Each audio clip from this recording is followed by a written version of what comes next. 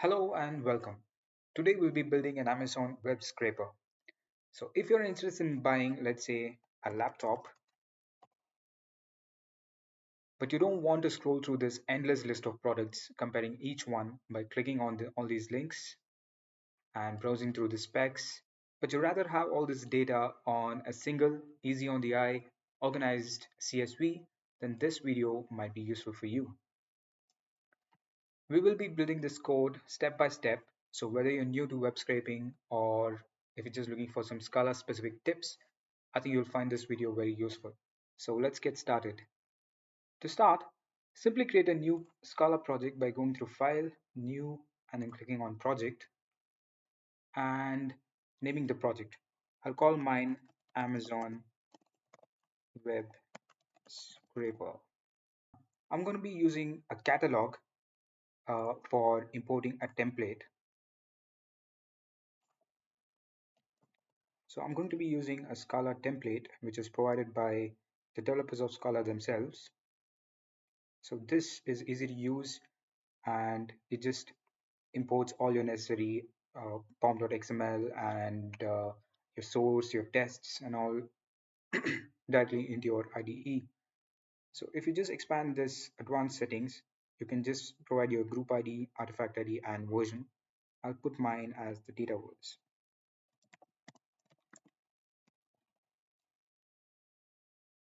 I'm going to leave the rest and simply hit create. I'm going to use this window.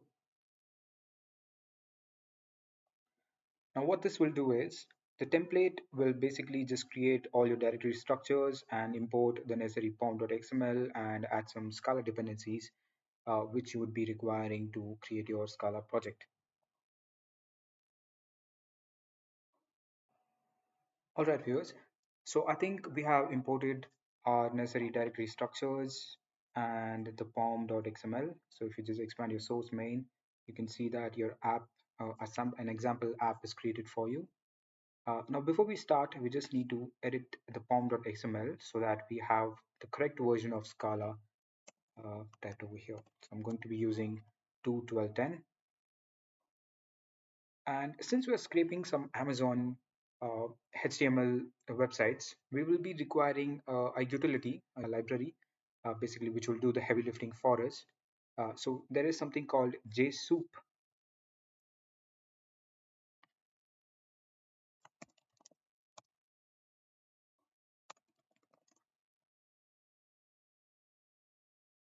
So JSoup is a neat little library that simplifies working with HTML and XML documents. So all your web pages and your CSS, everything, XPath selectors, everything can be scraped using our JSoup library here. So I'll be importing that into our project. So I'm using Maven as my build tool. So I'm going to be adding this dependency in my list of dependencies in my POM. Let me just quickly reload this. So there seems to be a conflict on my pom.xml. So I think we can just remove our uh, test directories over here. And we don't need this. We don't need to test compile. And we can remove all the dependencies which are related to test. And if we just try to reload now, we should not have the problem. Alright, so it looks like we have synced and we have successfully imported the JSoup library. Let's start off by creating a neatly structured object called Amazon Web Scraper. So let's just replace this app with Amazon Web Scraper. We don't need these, and we just need to rename the file from app.scala to Amazon Web Scraper. An extra P there.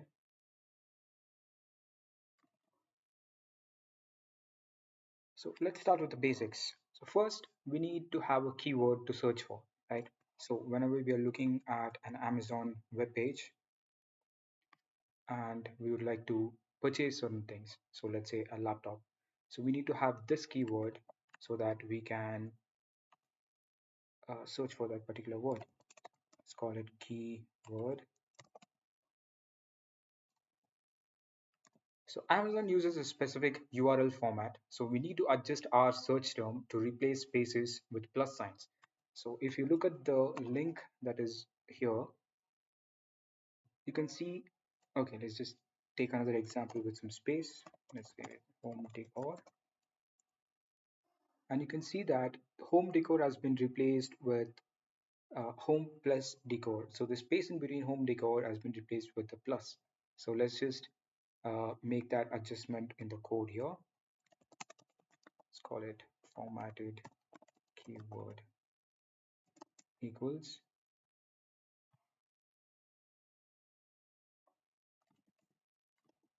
keyword dot replace, and you just replace your spaces with plus.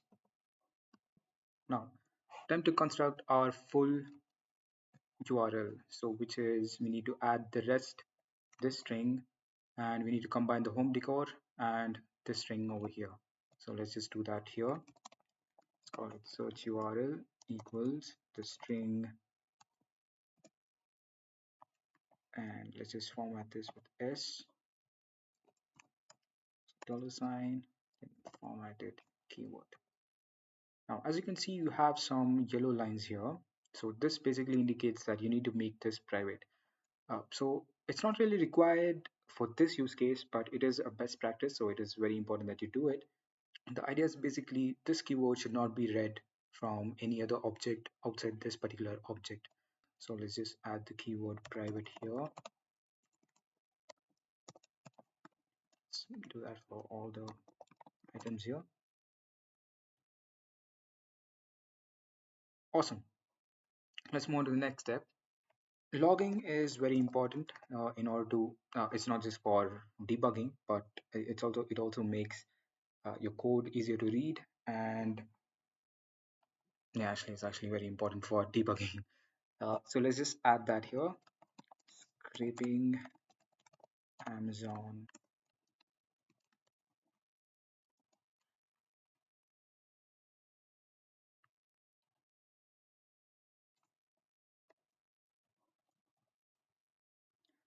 All right.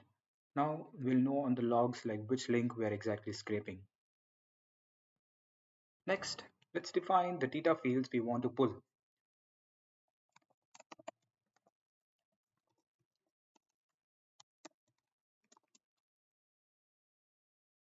Headers to pull includes key attributes for each product, such as title, price, seller information, review, stars, etc.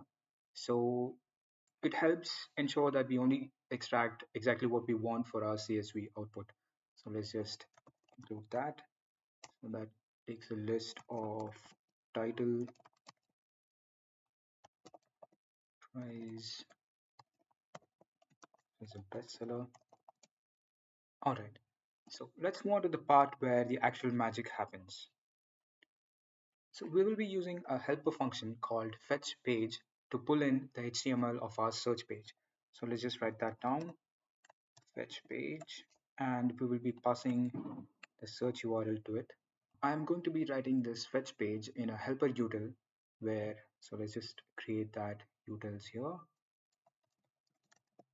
Let's call it scraper utils. This is going to be an object.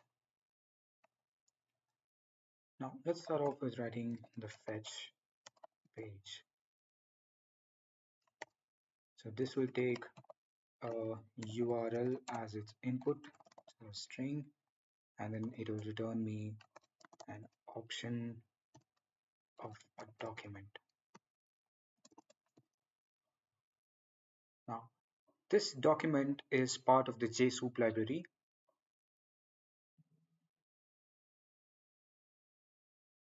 So option is a really useful type that represents the possibility of a value being there or not being there.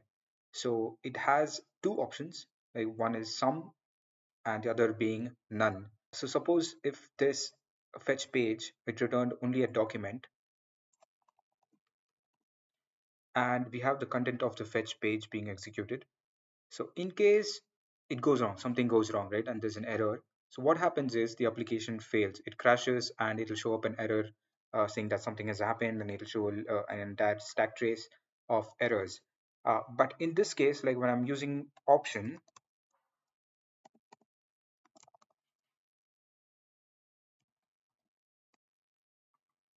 in case some error happens, it will return an object, nothing.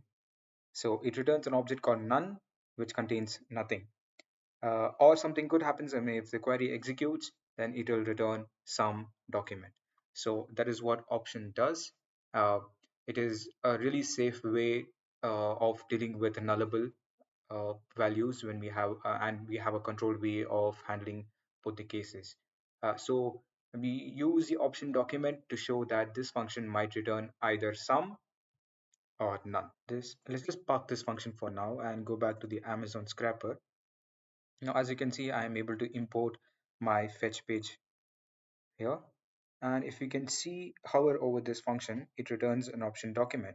So what I can do is I can just use match to match on the results and open the construction is like this.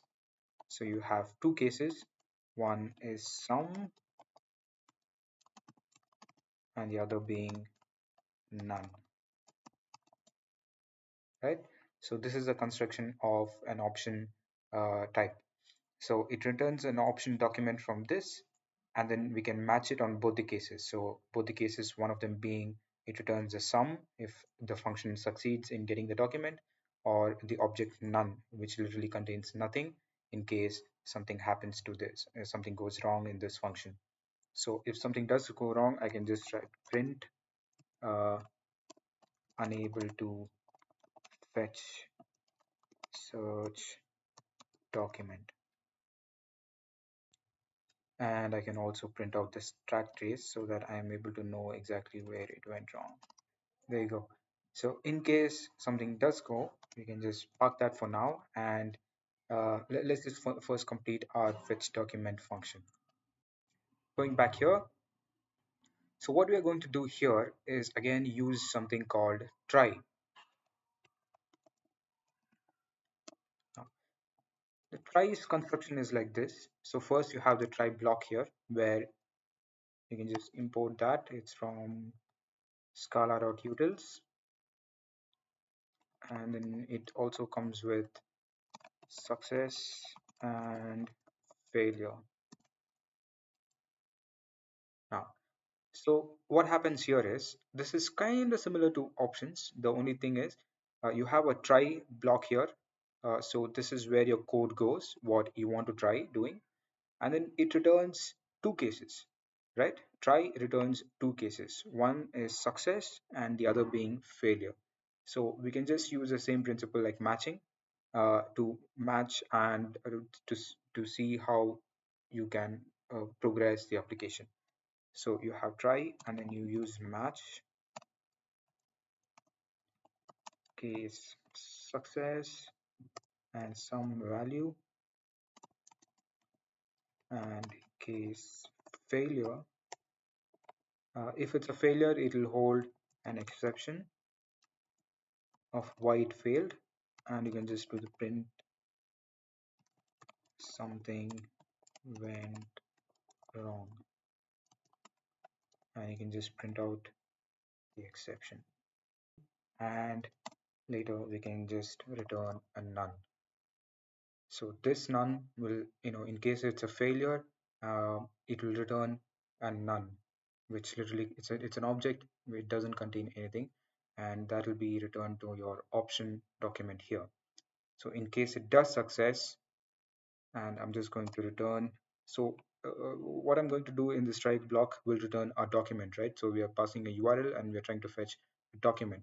So it will return success, it will return a document, and I just want to return that document back to my option document. Now it's showing the error because we haven't put anything in our try block yet. So let's just go ahead and do that. What am I going to try and do here is use JSoup to try to fetch a document using this provided URL. So JSoup comes with dot connect. This function is URL. I'm going to be using a user agent. So this is basically to mimic uh, this request being sent from a web browser. So I'm going to be using Mozilla, and I'm going to be using a timeout to tell the function to timeout after a certain point of time and not keep requesting the same browser again and again. And finally, I use the get function. It's an action to let the function know that, okay, I'm done with my specifications. Now just go ahead and go to the URL and fetch the document for me. Now, try is particularly useful when you're trying to execute functions which are commonly prone to a lot of external errors, right? Like communicating over the network, for example, in our use case. If try succeeds, it will contain an output of this function, which will go into this part here. This document will be the output of this function in case it succeeds. And I want to return the document in form of a sum to my option here. And in case it fails, I don't want it to crash. I just want it to print out that something went wrong and then pass return none to my calling function here. Right.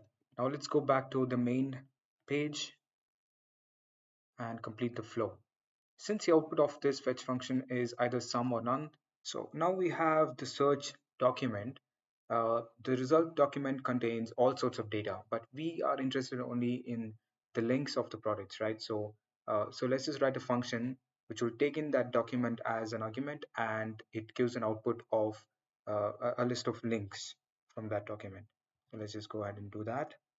I'm going to call my function extract product links, and I'm just going to pass my document to it. Now let's just go to our scrapper utils and complete this function. Takes the URL a document function, and it returns a list of URLs in the form of a string. There you go. Let's just import that in our main application. All right, done. Let's just complete our function here. Product links equals doc dot select. So JSoup documents comes with an input method select for finding and selecting elements from the document, right? The JSoup document. I have been talking a lot about documents, and you must be wondering what this document looks like. So let's just jump onto the browser and use something that you accidentally might have triggered while browsing, then panicked and quickly close it down. So if I just go back to my document and if I right click and inspect, it'll open up a can of worms. If you just navigate through this, it contains a whole lot of information, but we are only interested in the elements tab. So this contains the HTML, the document of this entire page, right? So it contains all the elements and everything. So this HTML document is what the JSoup library decodes and tries to give us some easy ways to work with from our Java or Scala application. Of course, you will need to have some basic CSS query to get some serious data out of this. And after a lot of intense research and ChatGPT, so I have learned that this block, or this key rather, is what stores all the links. Well, the relative links,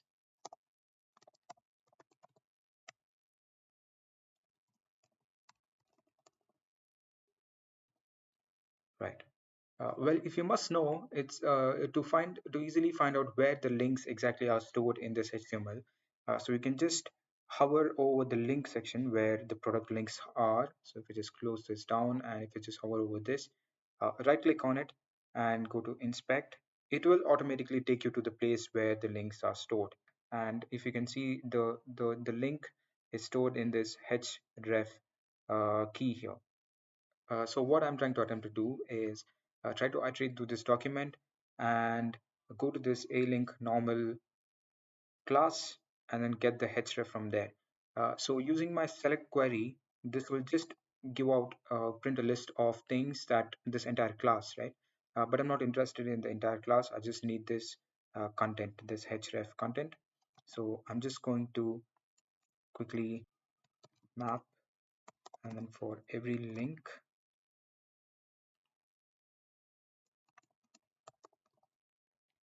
dot attribute. So you will need to import the Scala iterable collection if you haven't done so earlier.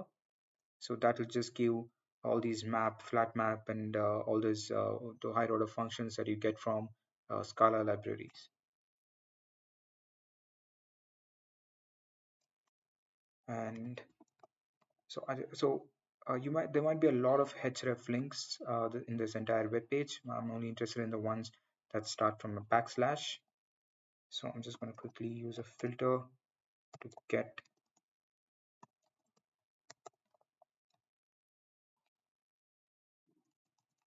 the ones that start with a slash. And then again, if you can see, this only contains the relative paths. Like you still need to append the amazon.in part of the link, the absolute link, but this only contains the relative link. So I need to add that as well to my resulting link here. So map link. So I'm just going to go ahead and amazon.in. Oh, that's it, just amazon.in. So https amazon.in, and that's it. And you need to add your link that you extracted from the above filter. And finally, I'm just going to return all these product links. So as you can see, it is an iterable string because you're using map filter and again map. So I'm just going to convert that into a list using toList like so. And this should return a list of all the links that we have scraped from our results page. As you can see, you have a list of strings that we place it there. Great. Now we have all the links from this search page. Let's just move on with the program. So I'm just gonna here. So this was my first step.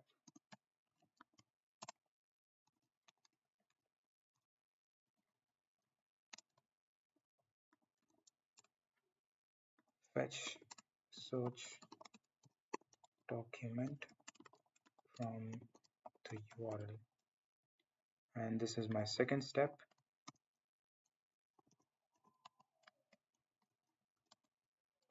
All the links from the search page. I'm just going to put that into a value links for the extract. Awesome. So now we have all the links from the search page. Now we can go ahead with our programs and try to grab all the products, the product information from each of these links. Now that we have our list of links, we need to figure out how to extract data from them. So our third step would be to extract all data from each link. So I'm going to put that in a val. Let's call it scraped data. So I'm going to be taking this list of link, and for each of those links, perform a function which would extract all the data and put it back in my list.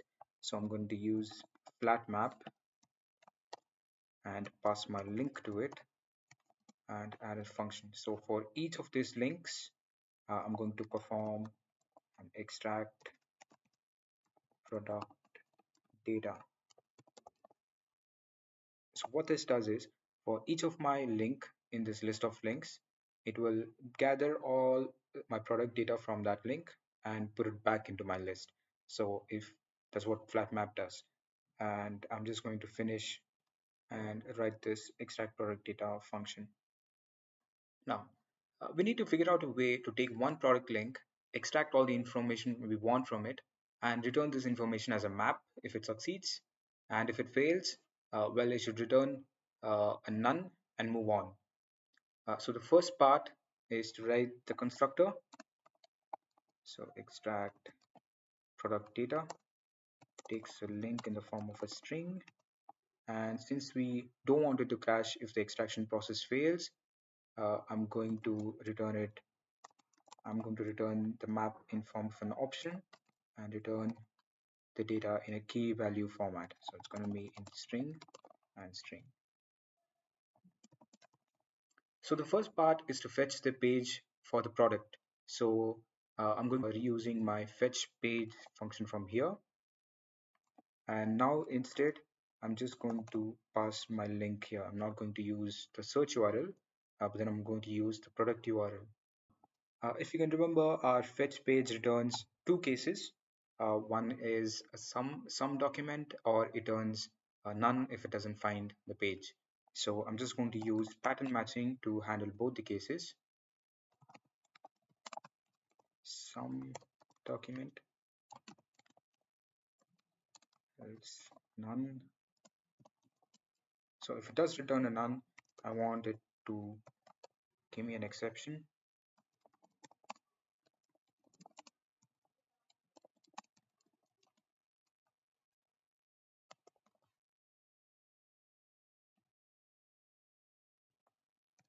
Return a none. Now, in case we do find the document, we can continue our further steps. So this way we are prepared for success, but also graceful in failure with no nasty surprises. Now that we got that sorted, we can move on to the next steps. So if we did get the page, then we proceed to pull out each piece of information using CSS selectors, like how we extracted the links from the search page. So we're just going to use, we're going to type out a map. I'm going to call it full info. I'm going to open up a map. My first key would be the title of my product, and I'm going to be using the doc.select to fetch the title. So now if I just navigate back to my web page, so what this function does is just it will open this link and try to scrape data from this link. So this is the title of my product, and I'm just going to find the tag which holds this data. So if I just right click on it and press inspect, it will take you to my the product title. So since if you just expand this, you can see that the title is here, and so this is stored in the tag called product title, and it has an ID, so it's really easy to pull this data. If I just move back to my web scraper, I can just use title, and finally I'm going to put it in a text form. My next piece of information that I want is the price. I'm going to use the same doc.select and issue my query here. So in order to get the price from my web page, I just need to scroll over this price and then right click inspect. That's going to take me to my, okay, so the value is here. The value is here. So this is under the class. If I just route it back to its main class here, so it's under this core display desktop feature tab. So I'm just going to grab that from there and put it in my here. So the hash indicates that it's a class, it's an ID, and further down I need to route it back down and go to the class where the actual price is stored. So I'm just going to create this. If you want the symbol, you can get that as well. So in case you're fetching data from an international source and if you don't know like what currency, you can just get that from here. I'm going to put that here and dot a price whole. So this should fetch the price from my HTML document. Next, I'm going to show you another unique piece of code, which is conditional statements. So for some products, for example, if you're for some piece of data, like for example, bestsellers and is Amazon's choice, like these, some products have it and some products don't have it. And for the products that don't have it, and I want my field to be populated with no. And for the products that are bestsellers, I want my fields to be populated with yes. So for that, I need to write a conditional statement.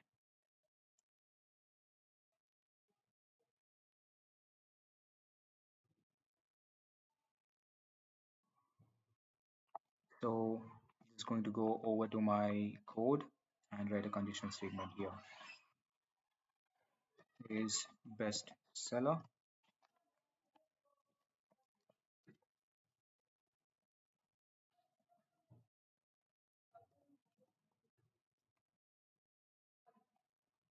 So the conditional statement goes like this. If doc dot select, and I'm going to pass it my CSS query. So I'm going to get my CSS query here.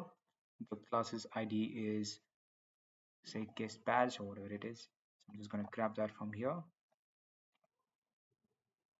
What I need to know is if this body of elements contain the words bestseller in it.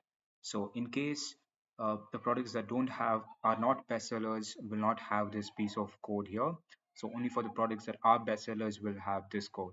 So I just want to check if this particular tag has the words bestseller in it. So that's my condition statement.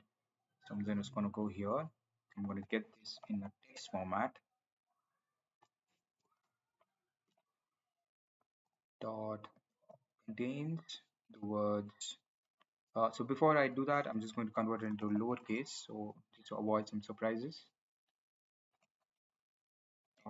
Contains words best seller.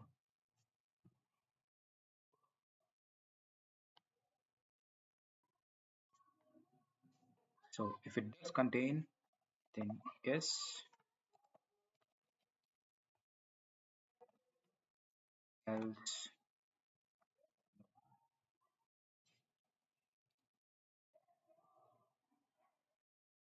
So similarly, you can just extract all the other information that you require. For example, like free delivery, box contents, product descriptions, features, stars, etc. So now that we have our data, let's just return the full info and wrap this up in a sum so that it returns our full info as an option to our extract product data function. And there we have it, a function that scrapes all required data from a link. So let's stick it in our main application.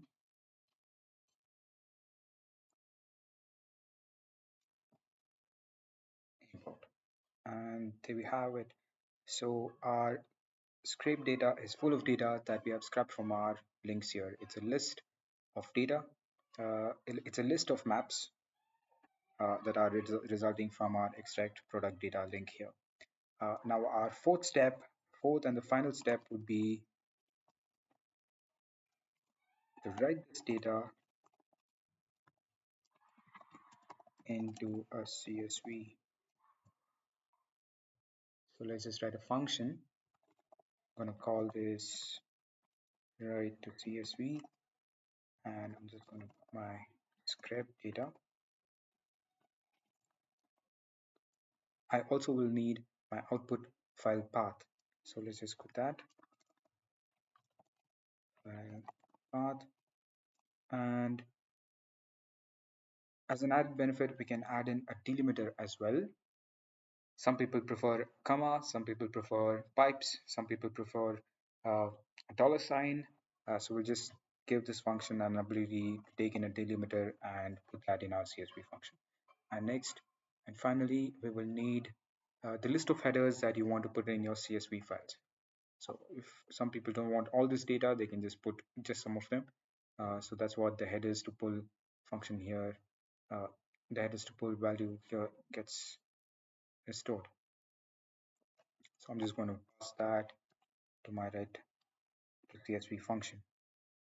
Now let's just go to our scrapper utils and complete this function.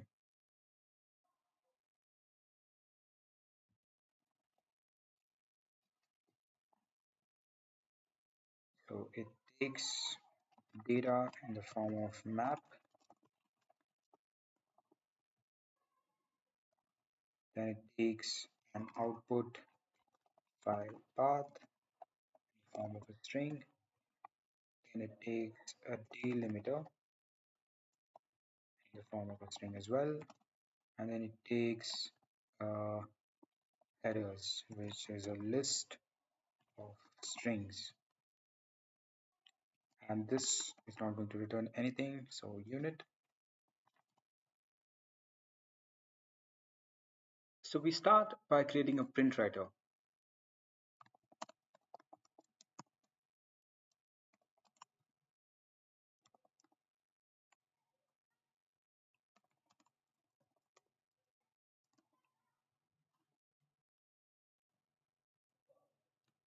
This writer will allow us to open up a new file at the specified file path so that we can start writing data into it. Think of it as our virtual pen.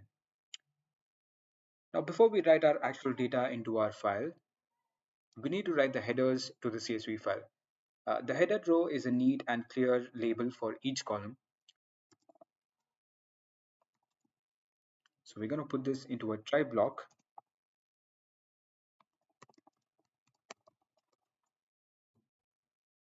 So first we need to write the separator. So this tells some spreadsheet programs like Excel or Google Spreadsheets what delimiter we are using.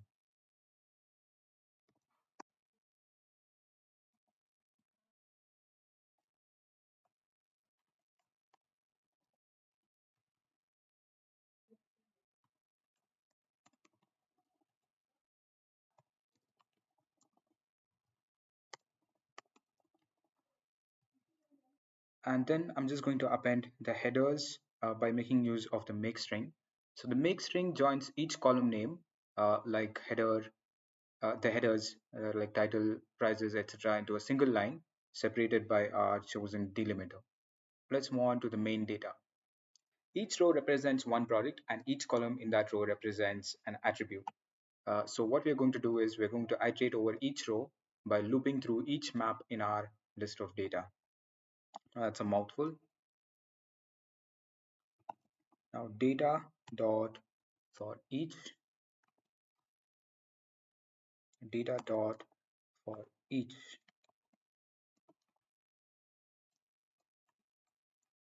So yes, so this will be a list of maps.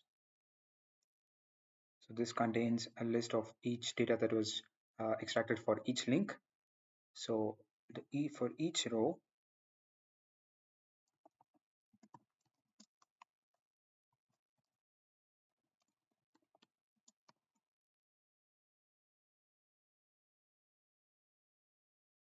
we're going to get the headers, and we're going to use the headers to get the corresponding value from the map that we are using. So from each list, from each element in this list, we're going to get the key and values. So we're going to use the headers dot map, and for each header, we're going to use get or else.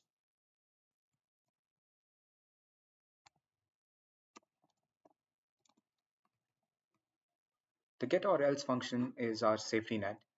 If a header is not found in the map, then we'll just print out an empty string instead. No errors, just a blank cell in the CSV. And next, we're going to use replace,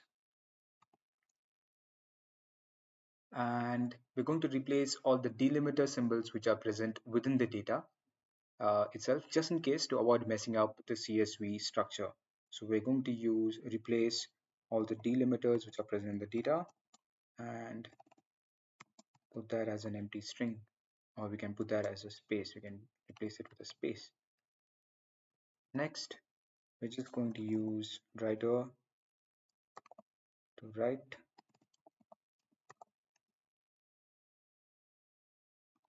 the values.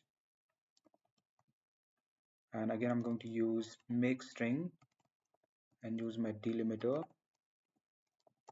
to separate out each column.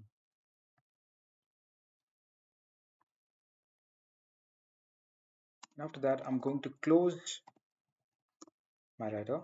And finally, after that, I'm going to close, once all this work is done, I'm going to close my writer. So this is important because closing the writer frees up system resources and ensures no data is left half written. And then we're just going to print a message telling the data was successfully written to output file path.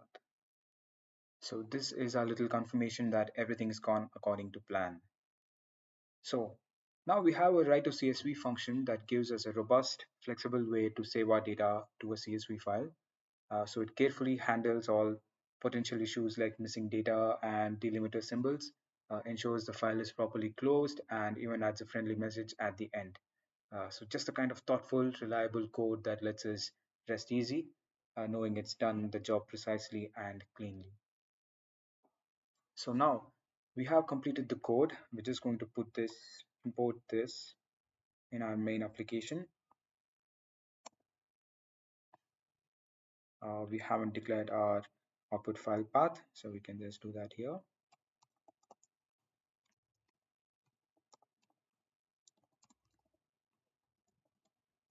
I'm just going to call this output. So it is important that you add the extension for the file, otherwise the Windows will not know what file it is and you will not be able to access it using your spreadsheet applications. So we're just going to add .csv at the end there. We have now completed the code. For a recap, the code starts off by building a reliable URL using our keywords, and then it fetches and examines the page, extracting all the relevant product links from the search page. Then each product page is then scraped for specific details like title, prices, seller information, etc. And then finally, it saves all the data into a CSV file, a well-structured CSV file.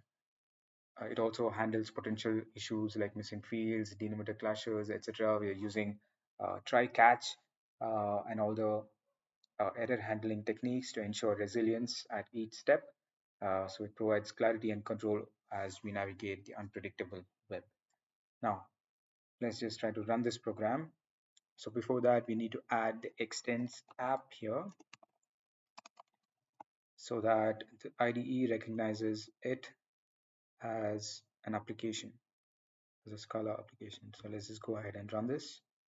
Fingers crossed. All right.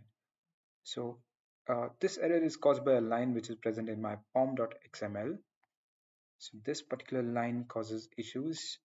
So I'm just going to remove that.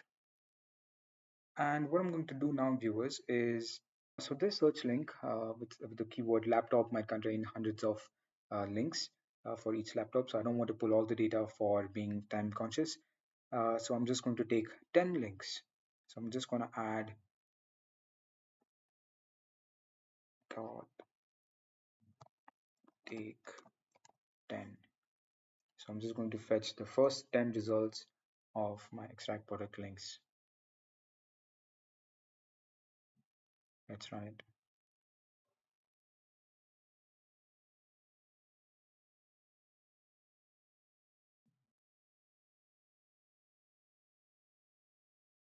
If you're doing some serious digging, I'd suggest you to add some additional cheeky enhancements like proxy rotation and delayed requesting to bypass said enforcements. I do have the enhanced code written and uploaded on my GitHub repo. Link provided in the description. Be sure to check that out. Okay, so looks like our application has returned data into our output file here. So let's open up our output.csv and see what results. Alright viewers, so as you can see we have 10 records here, and each containing the title, the price, the bestseller, is if it's eligible for free delivery, availability, uh, the merchant who's selling it, the stars, the reviews, the box contents, and finally the URL as well. So then, if you are buying a laptop, this should make it a lot easier to compare through the endless list of laptops. Everything in one view. And having run the code successfully without errors on the first try, I would like to impart some wisdom. Code is only as complex as you make it. So keep it clean, keep it simple, and maybe, just maybe, it will work right the first time. See you next time.